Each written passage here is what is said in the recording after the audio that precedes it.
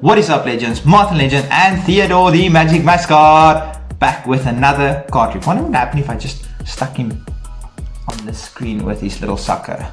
Okay, you guys can't see it, but he's sort of hanging on the screen with it. That doesn't matter because you guys can't see it, so it's kind of irrelevant doing that because it's just making my screen probably full of see, he's got one of those things and I stuck that to the screen, but you guys could not see it, so that's kind of, and now I messed up the whole camera. Anyway guys, so it's kind of irrelevant doing that up. For a second I thought you guys will see him hanging there. Wow, I messed up the entire camera now. Anyway, okay guys, so today's card trick is completely no setup, and if you enjoy stupid things like that, please hit the subscribe button. If you're brand new to my channel, hit the subscribe button. If you're returning, you clearly like my content, hit the subscribe button. It does help a YouTuber a lot.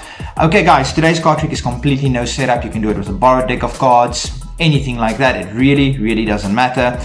And yes, without further ado, let's get straight into the performance. Okay guys, so for today's card trick, you can go up to a spectator. You can do this with a borrowed deck of cards.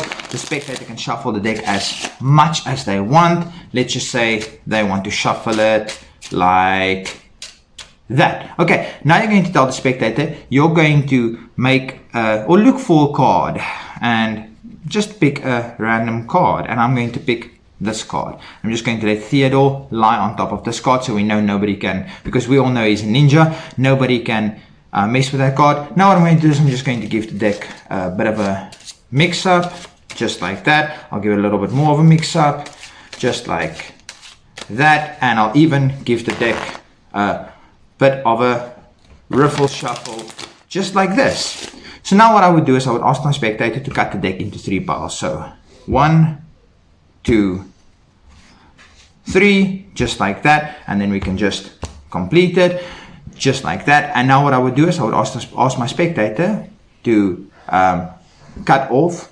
small little piles. Okay, so let's say they cut off a small little pile like that, they cut off a small little pile like that, and I'll show them what I'm going to do is I'm going to just shuffle this small little pack, and they can do the same with these small little packs. They can shuffle it as much as they want, just like that. They can really shuffle these cards as much as they want. And now what we're going to do is we're just going to complete the packs. And now what I want my spectator to do is I want my spectator to just start dealing cards down. Okay, and after a couple of cards they can stop and they can mix up these cards just like this. They can deal down a couple more cards. After they stop, they can mix up the cards just like that.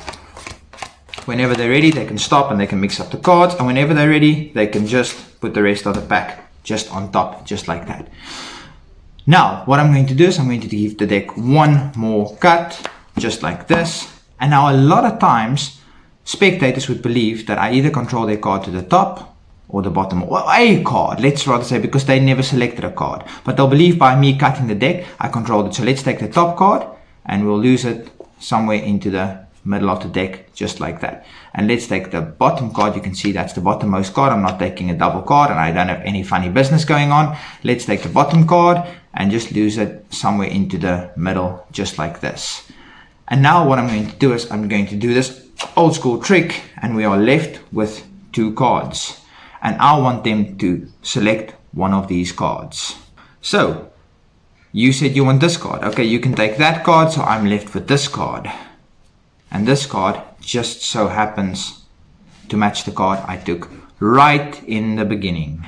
Anyway guys, if you want to learn how to do that, please stick around for the tutorial. And as always, 4 links in the description of any trick. How to force a card on a spectator, you don't need that. How to control a spectator's card, you don't need that. How to do Magician's Choice, you do need that for this performance. And how to shuffle cards like a magician, you don't really need that, because there's only one shuffling and it's a Hindu shuffling. You don't even really need it.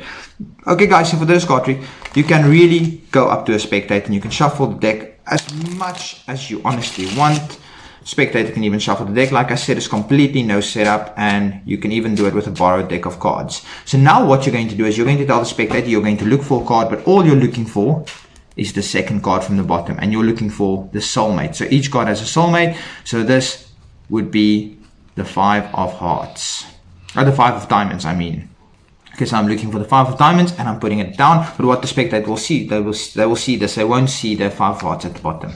Okay, so now you have your selection and you put it somewhere where the spectator can see it and no one can mess with it. And you can do a Hindo shuffle because you're just mixing up the top portion of the cards. You're not touching the bottom portion of the cards at all.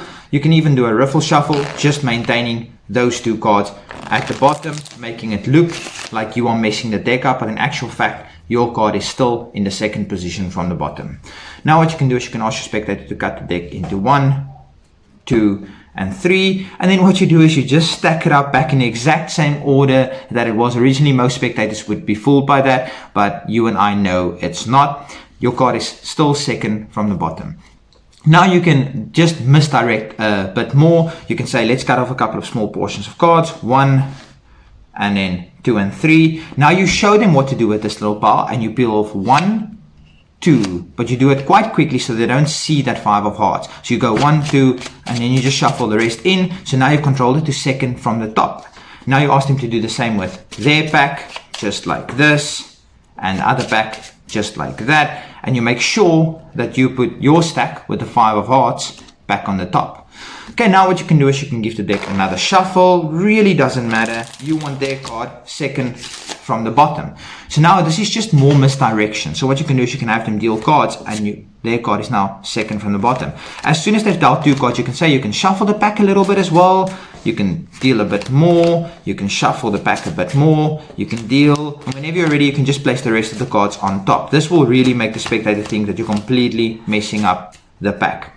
So there we go. Now they think that this is completely messed up, and it's crucial here that you give it one false cut, because they did everything up to this point. So you give it one false cut. I'll show you guys how I do my false cut. No, this must go at the bottom. I'll show you guys how I do my false. Oh no, I messed up my own false cut. Oh no, sorry, the card is still at the bottom. Wow, that was, sorry, blooper. Anyway guys, okay, so my false cut, I take off the top portion, then I take off the middle portion, I grab the top portion again, put the middle portion in my hand, the top portion on top of that, bottom on the ground, on the table, and then I complete it, and I did not disturb the order. So now you want this card gone, and this card gone, but this one doesn't really matter, you just want the bottom one gone. So now you tell the spectator that you saw me cutting the cards, and most spectators would think I did something funny now, and I either control your card to the top, so I'm going to lose that somewhere into the middle, or the bottom, and you make sure that you take the bottom card, place it somewhere in the middle. So now you know I couldn't possibly have controlled your card to the top or the bottom.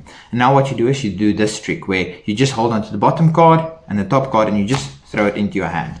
Now you have to remember that this is the card you want to reveal, the bottom one. And you place them down, and this is where the Magician's Choice comes in. This is the card you want to force on them. So you tell them now you can pick one card. If they pick this one, that's their one, and this is the one that you're left with. If they pick this one, then these two match. Perfect. So watch my video on how to do Magician's Choice, so it doesn't matter which one they pick, as long as you know that you are revealing the correct one. Anyway guys, I really hope you enjoyed that, and I'm just going to do this, and I'm going to maybe write here which one or something along those lines. I don't know yet. Anyway guys, until next time, Martin Legend and Theodore the Magic Mascot. Peace everybody.